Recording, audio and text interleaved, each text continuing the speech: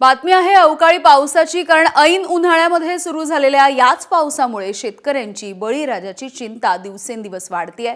राज्यामध्ये अनेक ठिकाणी ही दृश्य आपण बघतोय। वेगवेगळ्या भागामध्ये गारपीट होतीये, पाऊस जोरदार मारा करतोय।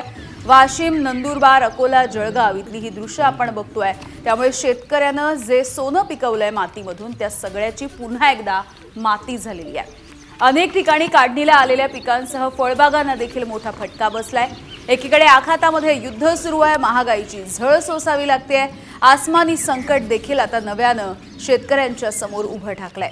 वाशिम, अकोला, नंदुरबारसह जळगावला देखील अवकाळी पावसाचा फटका बसलेला आहे आणि त्यामुळे जगायचं तरी कसं अशी आर्त हाक आणि असा आर्त सवाल बळीराजा विचारतोय।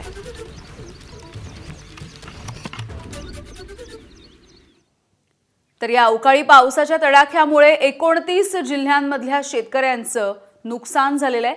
राज्यामधील 5,12,000 एकरावरच्या शेतीचं नुकसान झाल्याची माहिती कृषी मंत्री दत्तात्रय भरणेंनी दिली आहे। दरम्यान नुकसानग्रस्त भागाचे पंचनामे करण्याचं काम सुरू आहे आणि लवकरात लवकर मदत देण्यासाठी देखील प्रयत्न सुरू असल्याची माहिती कृषी मंत्र्यांनी दिलेली आहे।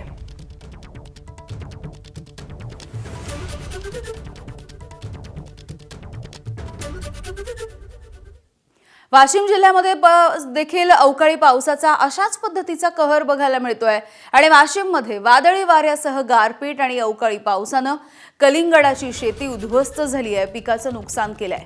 शेतकऱ्याच्या हातातोंडाशी आलेला घास या पावसाने हिरावलाय, पिकामध्ये पाणी शिरलंय आणि मोठं नुकसान झालंय। बातमी हिंगोलीमधली। हिंगोलीच्या सेनगाव तालुक्यामधल्या साखरा, हिवरखेडा, केलसुला या परिसरामध्ये गारांचा पाऊस झाला आणि यामुळे हळद या पिकाचं मोठं नुकसान झालंय। कांदा उत्पादक शेतकऱ्यांचं देखील असंच नुकसान झालेलं आहे। अवकाळी पावसाच्या तडाख्यामुळे शेतकऱ्याचं कंबरड मोडलंय। तर गेल्या 4 दिवसांपासून जळगाव जिल्ह्यामध्ये वादळी वाऱ्यासह तुफानी अवकाळी पाऊस बरसतोय आणि याच अवकाळी पावसामुळे जागोजागी मोठं नुकसान झालेलं आपल्याला दिसतं। धरणगाव तालुक्यामधली ही केळीची बाग आहे, पूर्णपणे बाग आडवी झालेली आहे। शेतकऱ्याला मोठा आर्थिक फटका बसलाय। जोरदार वाऱ्यासह झालेल्या या पावसामुळे केळीच्या बागा या जमीनदोस्त झाल्यात। यासोबतच मका, ज्वारी, बाजरी या पिकाचं देखील अतोनात नुकसान झालंय।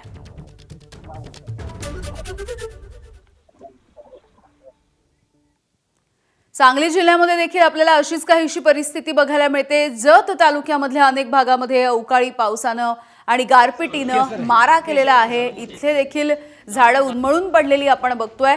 जत तालुक्यामधील खंडनाळ गावामध्ये गारपीट झाली, जोरदार वारा झाला। या पावसानं मका, डाळिंब, कांदा या पिकांचं मोठं नुकसान केलंय। दरम्यान नुकसानग्रस्त भागाची पाहणी आमदार गोपीचंद पडळकर यांनी केली, शेतकऱ्यांना धीर दिलाय। सरकारकडून या अवकाळीग्रस्त नुकसानग्रस्त शेतकऱ्यांना तातडीनं भरपाई मिळावी अशी मागणी देखील ते करतायत। प्रशासनानं देखील तात्काळ या पिकांच्या नुकसानीचे पंचनामे देखील सुरू केलेले आहेत।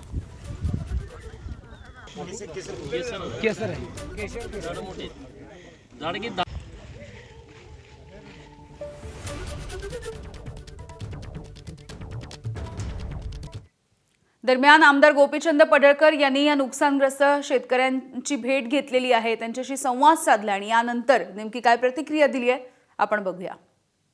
शेतकऱ्यांना आम्ही इतकंच सांगतो की आम्ही पंचनामे करून ज्यांचं नुकसान झालंय त्यांचा सर्व अहवाल माननीय प्रांत साहेब सरकारकडे पाठवतील। आम्ही तिथं पाठपुरावा करून आम्ही लोकांना चांगल्या पद्धतीने मदत कशी मिळेल असा आम्ही प्रयत्न करणार। माझं स्वतःचं कांद्याचं बाग, कांदा बियाणे प्लॉट म्हणजे 80 गुंठा म्हणजे 2 एकर प्लॉट आहे। 2 एकरात प्लॉटमध्ये मला म्हणजे अंदाजित माझं उत्पन्न होतं जवळजवळ 2-2.5 क्विंटल। 2 एकर 2,000 रुपये बाजार भावानुसार माझं 3 ते 4 लाख रुपयाचं नुसतं कांदा बियाण्याचं नुकसान झालं। विथ रोपाचं असं मिळून माझं स्वतःचं 5 लाख रुपये नुकसान आहे। एबीपी माझा, उघडा डोळे बघा नीट।